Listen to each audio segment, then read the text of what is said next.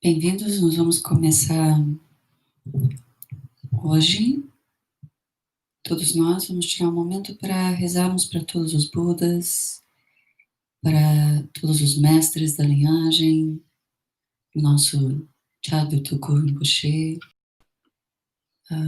aspirando que todos nós possamos trilhar o mesmo caminho que eles trilharam, que obstáculos possam ser removidos no nosso aprendizado, na nossa reflexão, na nossa meditação, no nosso treinamento, que nós possamos revelar a natureza búdica dentro de nós para o benefício de todos os seres, sem diferenciações, sem nenhuma parcialidade, sem excluirmos nenhum ser dessa nossa intenção.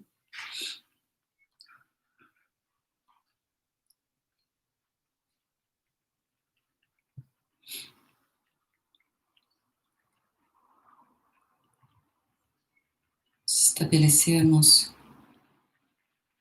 a nossa motivação é extremamente importante, porque no nosso dia a dia, no único dia, nós estamos lidando constantemente com diferentes emoções negativas, padrões habituais. Nós estamos lidando constantemente com apegos e aversões. Nós, no único dia, sentimos emoções de apego por pessoas que estão próximas de nós, às vezes até mesmo por pessoas que não estão na nossa presença, às vezes até mesmo por pessoas que não estão mais presentes nessa vida. Nós não só sentimos apegos por pessoas, mas muitas vezes nós também sentimos aversões, às vezes aversão até por algo que alguém que nós amamos muito fez e que nós discordamos, ou que não gostamos, ou que nos incomoda.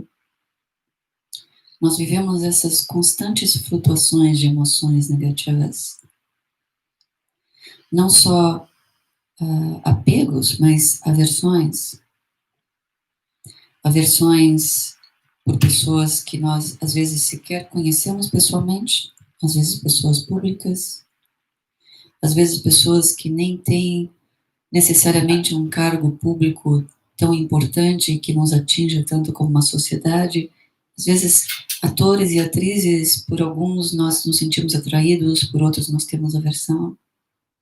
Não só pessoas, mas nós sentimos essas emoções em relação a objetos. Às vezes nós somos apegados a alguns objetos. Nós sentimos essas emoções em relação à comida. Comidas que nós gostamos, nós somos apegados. Alimentos que nós não gostamos, nós não queremos provar. Nós sentimos essas emoções em relação aos sons que nós ouvimos. Alguns nós temos apegos, outros às vezes aversão.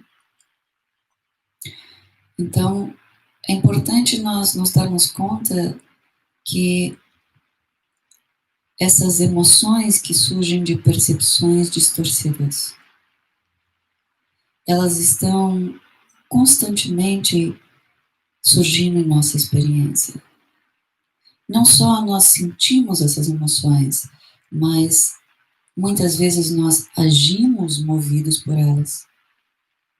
E quando nós agimos movidos por essas emoções, nós criamos karma. E mesmo quando nós não estamos agindo, nós estamos incrementando essas emoções em nós, cada vez que damos vazão a elas, cada vez que seguimos essas emoções, nós estamos acumulando karma e com isso nós estamos movimentando a roda do samsara, perpetuando a roda do samsara.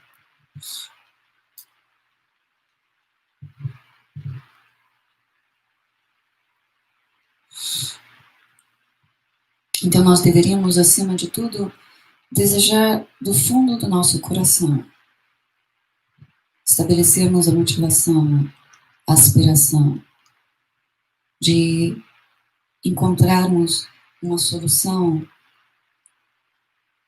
para esses hábitos negativos. Aspiração de, do fundo do coração, conduzirmos todos os seres que já foram em algum momento todas as nossas mães, nossos pais, nossos filhos, conduzi-los também a um estado búdico, sem deixarmos ninguém para trás. É dito que o mérito que nós acumulamos quando nós fazemos não só essa aspiração, mas um compromisso profundo em nós, como um voto que nós assumimos de ter esse objetivo. É dito que o mérito que nós acumulamos de fazermos esse voto é proporcional ao número de seres que nós incluímos em nossa intenção. E o fundamental para isso é nós cultivarmos e desenvolvermos bondade, uma bondade amorosa. Ter um bom coração significa considerarmos todos os seres, não apenas aqueles que são próximos de nós, não aqueles apenas por quem nós sentimos apegos e amor, mas aqueles também por quem nós sentimos algum tipo de aversão e queremos distantes de nós, e aqueles muitos seres que se enquadram na categoria que nós chamamos de aqueles que são desconhecidos para nós.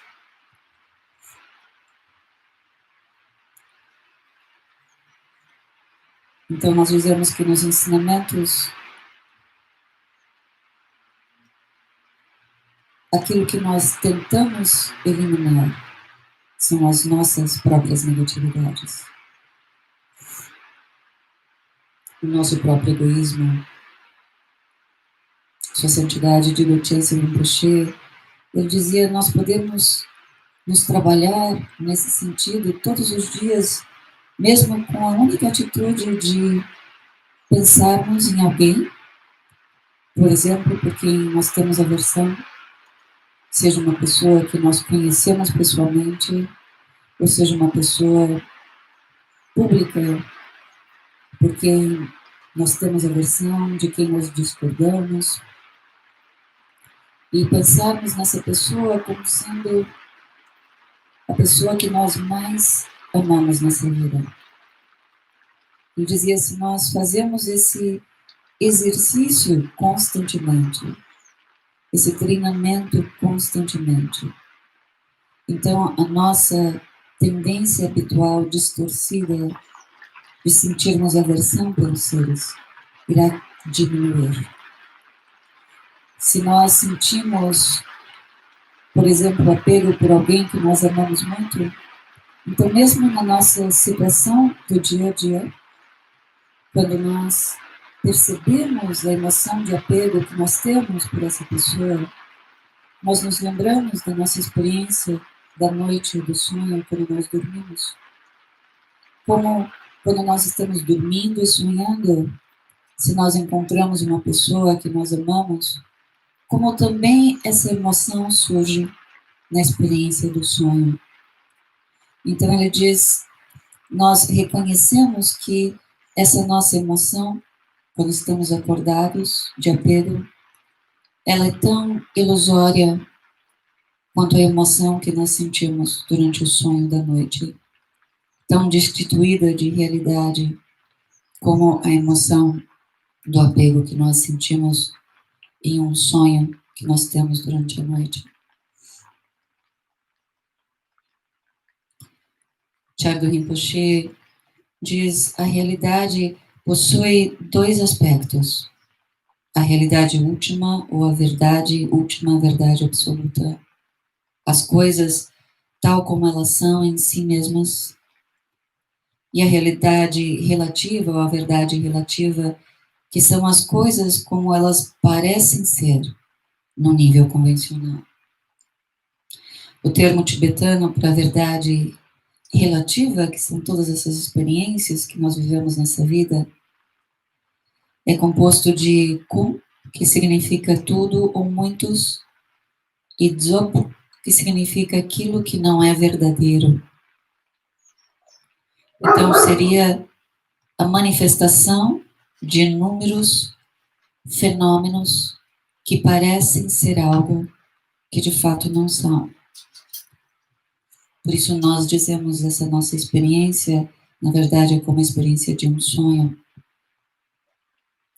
Ele diz, porque nós não nos damos conta disso. Como crianças, nós corremos atrás de arco-íris, tratamos as manifestações oníricas das aparências dessa vida como se fossem algo que vão durar, como se fossem permanentes, como se fossem independentes. No entanto, nenhuma das aparências que nós podemos perceber nesse nosso mundo, nessa nossa experiência relativa é permanente.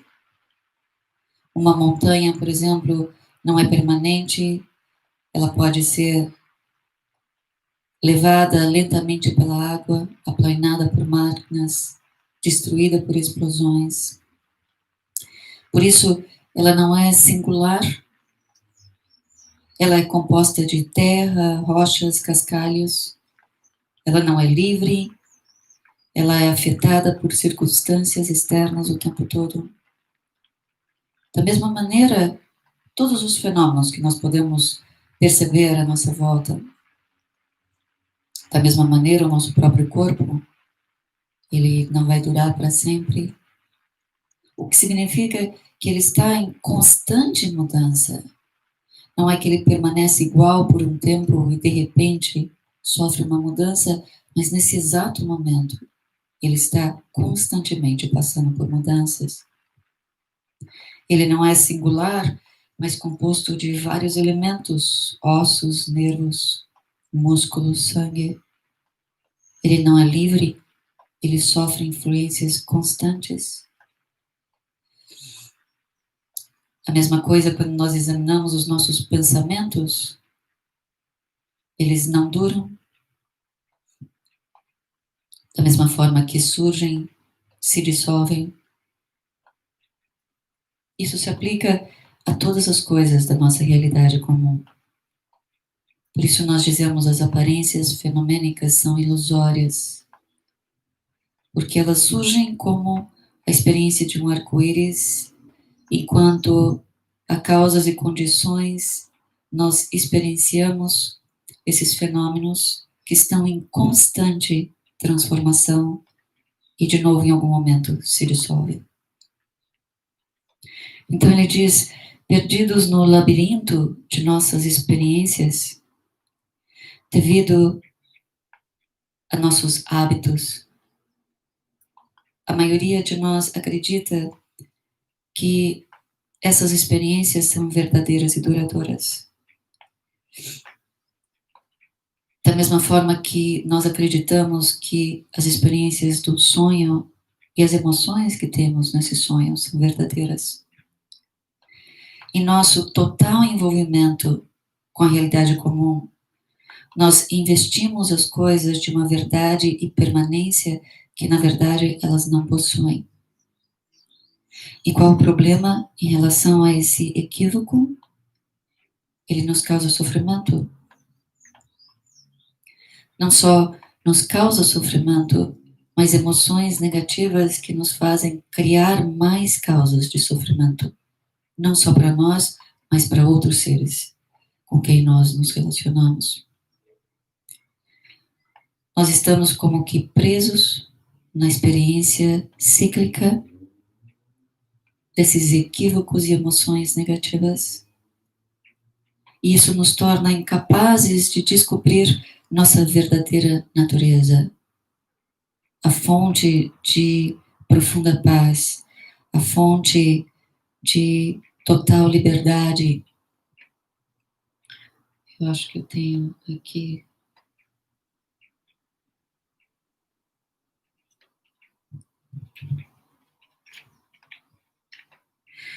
O que o Buda disse quando ele atingiu a iluminação. Ele disse profunda paz, simplicidade natural. luminosidade não composta. Eu encontrei o Dharma, que é como néctar. Então é importante no nosso dia a dia nós nos darmos conta cada vez que nós percebemos uma aversão, apegos, emoções negativas, que eles obscurecem esse profundo potencial, essa natureza de um Buda em nós.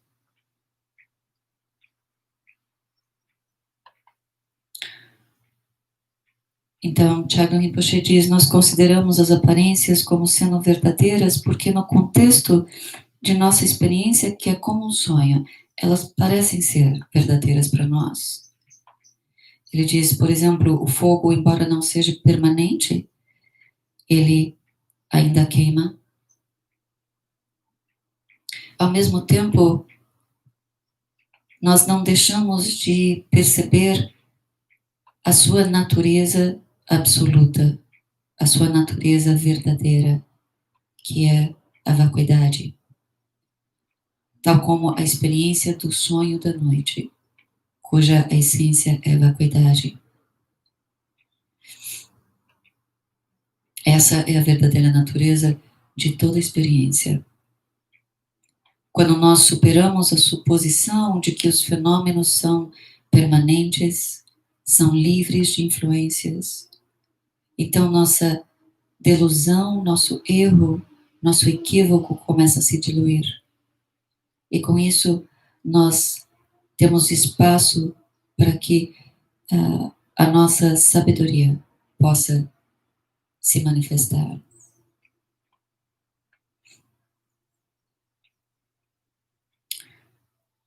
Trungpa Norpo Rinpoche, na introdução de uma das traduções da história da vida de Vairochana, o tradutor, que nós temos Vairochana, o Buda Vairochana, mas da vida de Vairochana, o tradutor, às vezes é traduzido como Vairochana. Ele fala sobre a experiência do samsara e as qualidades do nirvana de uma forma muito particular, como a magia negra e a magia branca. Ele diz, principalmente quando nós vamos estudar textos do Dharma, vamos nos engajar na nossa prática do Dharma, ele nos pede que sempre nós possamos reconhecer as características do que ele chama os dois tipos de magia. Ele diz a magia negra é o sofrimento do samsara, que tortura os seres que se apegam aos fenômenos, que não têm uma existência intrínseca, verdadeira e independente, como, por exemplo, o tempo, o espaço, as semelhanças e diferenças dos seres e suas ideias, como sendo reais. Então, os seres que se apegam a essas experiências como sendo reais. Esses seres circulam entre constantes rejeições e aceitações e sofrem continuamente. Essa magia negra, ela deve ser abandonada porque ela sempre nos engana, nos atrai, pretendendo ser verdadeira mesmo não sendo. Sendo, na verdade, apenas criada pelos hábitos equivocados. A magia branca, de outro lado, é a manifestação das qualidades de sabedoria dos seres iluminados, que é a liberdade do apego a toda exibição, a tudo que se manifesta, sem nenhuma conceitualização ou julgamento em relação a tempo, em relação a espaço, em relação às semelhanças ou diferenças dos seres e suas ideias, sem constantes rejeições e aceitações, manifestando-se continuamente, porque certezas e incertezas não existem na sabedoria não dual. A magia branca, ela sempre nos traz a inspiração da alegria. Ela sempre gera em nós amor e fé. Sempre traz à tona compaixão e sabedoria, que são as fontes da iluminação, não pretendendo ser real ou irreal, o que é a manifestação não criada da autorrealização.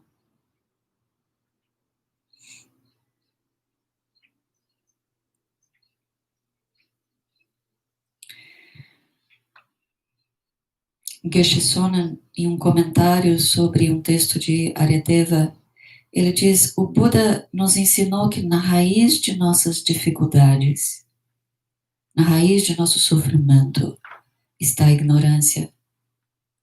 Essa ignorância não é uma pequena falta de entendimento, mas um equívoco profundo sobre como as coisas parecem existir, e mais ainda, como o eu parece existir. Embora o que nós chamamos eu é meramente atribuído à combinação de corpo e mente, nossa percepção equivocada, fabricada de um eu, exagera o que ele realmente é, o que realmente existe ali. Nós nos apegamos a essas distorções e buscamos todo tipo de pessoas que nos cerquem, circunstâncias na nossa vida para nos sentirmos protegidos e assegurarmos a nossa felicidade, achando que é através desse esforço que nós vamos assegurá-la. E aí qualquer coisa que surja como um obstáculo a essas nossas tentativas se torna uma fonte de frustração para nós. Nós sofremos porque nós somos constantemente tomados por desejos autocentrados, por raivas, apegos e aversões. E nós experienciamos os efeitos das ações que nós cometemos sob influência dessas negatividades. E ao contrário de encontrarmos a paz e a segurança que estávamos buscando, nós encontramos dificuldades e desapontamentos. E esse padrão continua se repetindo um dia depois do outro. Então é importante compreendermos que através de nos treinarmos e através da correta compreensão da realidade, nós poderíamos aos poucos ganhar liberdade desse sofrimento, através de nos livrarmos do equívoco que está em sua raiz.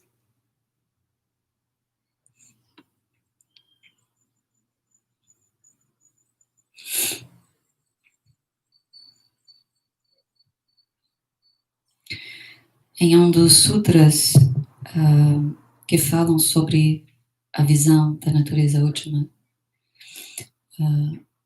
Shariputra pergunta a Buda Shakyamuni sobre justamente os seres serem tão equivocados em relação à realidade de como as coisas realmente são. E Buda Shakyamuni responde a ele dizendo: Shariputra, seres comuns discriminam, conceitualizam, examinam e analisam, revêem e completamente revêem, aceitam e rejeitam. Eles abraçam a visão de um eu, de uma pessoa, se aferram à crença de um eu, se apegam à crença daquilo que é meu. Eles concebem a sua conduta, seus movimentos, seus pensamentos baseados nessas premissas. Eles entendem essas coisas que em realidade não existem desta forma.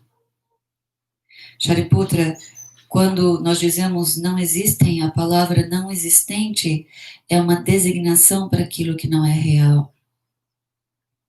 Aquilo que não é real é como uma mentira. E a palavra mentira é uma designação para aquilo que é falso. Aqueles que veem quão equivocados esses seres são. Esses seres que acreditam no que não é real. É dito serem os seres que veem o equívoco dos seres sencientes, são os seres que têm o discernimento verdadeiro da realidade.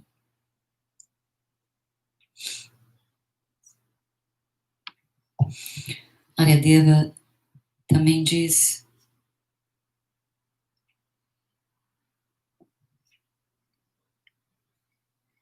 nos fala da importância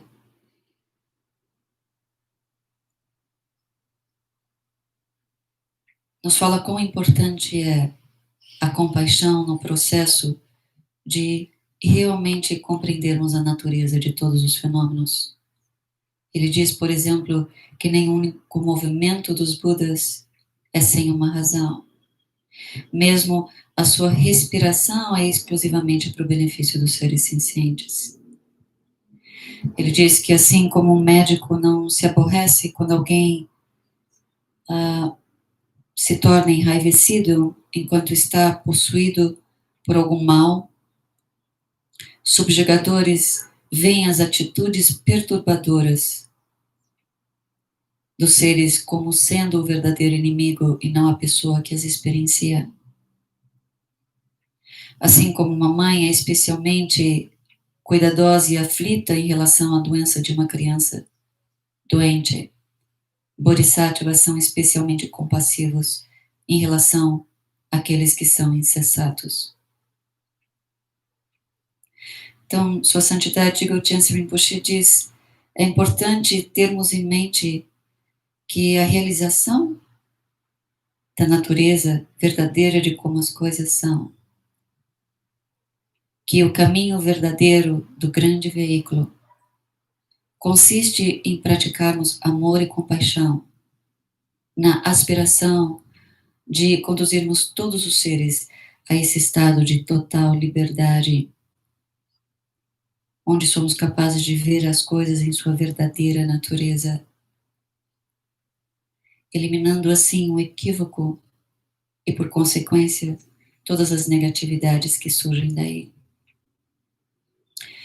Ele diz, fortalecidos pela realização da natureza verdadeira de como as coisas realmente são, a natureza vacuidade.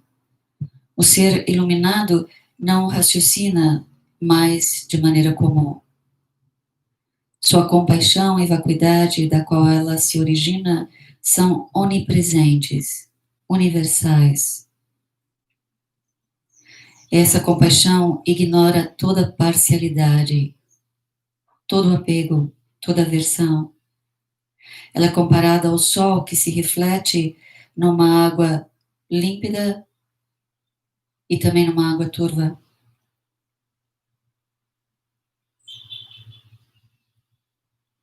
E quando nós pensamos no exemplo dos Budas e dos grandes mestres que vieram antes de nós, eles não são exemplos simplesmente para nós admirarmos como algo inatingível, mas eles são, na verdade, o nosso exemplo do que fazermos para chegarmos ao mesmo nível de realização.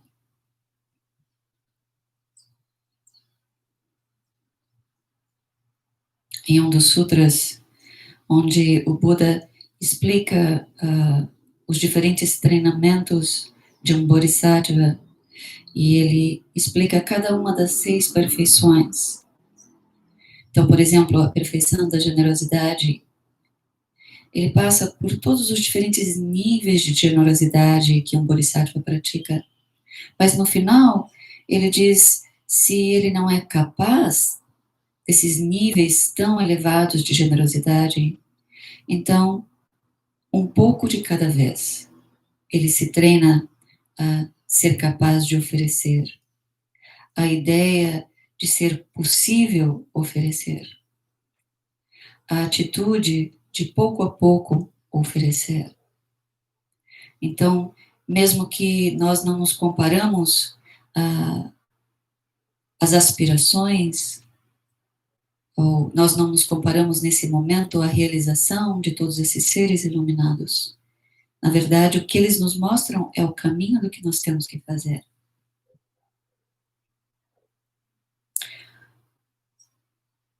Buda Shakyamuni disse aos seus seguidores, quando ele estava deixando essa vida, quando foi perguntado o que eles deveriam fazer, entre muitas outras coisas, ele disse que os seguidores de Gautama devem levar ao conhecimento das pessoas 4 coisas.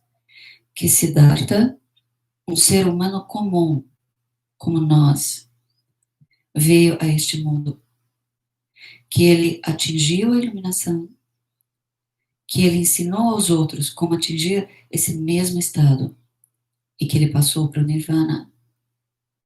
E isso é um ponto extremamente importante para nós, porque ele fez questão de nos dizer que ele era um ser comum como nós e que ele atingiu esse estado de profunda realização e que ele ensinou esse mesmo caminho para nós.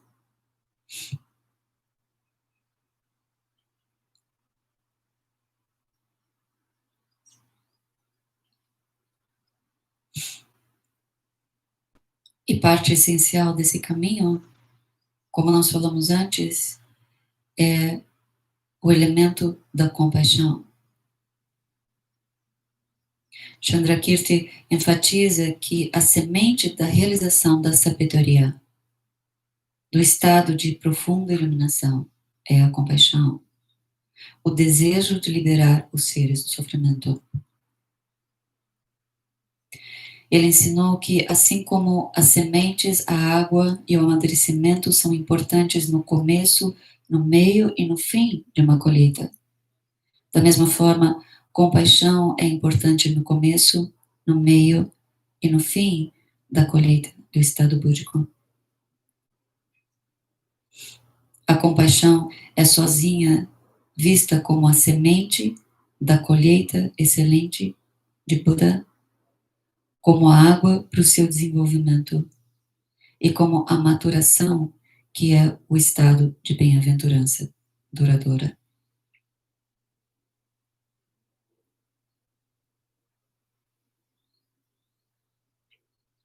Então, com isso em mente, nós vamos começar a nossa prática pensando que todos os aspectos do nosso treinamento, eles estão nos levando nessa direção. Mesmo uma simples recitação de refúgio bodhicitta, nós estamos levando a nossa mente, mesmo que seja apenas no primeiro momento, no nível da mente comum, através dos nossos pensamentos, estabelecendo a nossa motivação de bodhicitta e compaixão para o benefício de todos os seres, voltando a nossa atenção para o nosso objeto de refúgio, para os seres completamente realizados.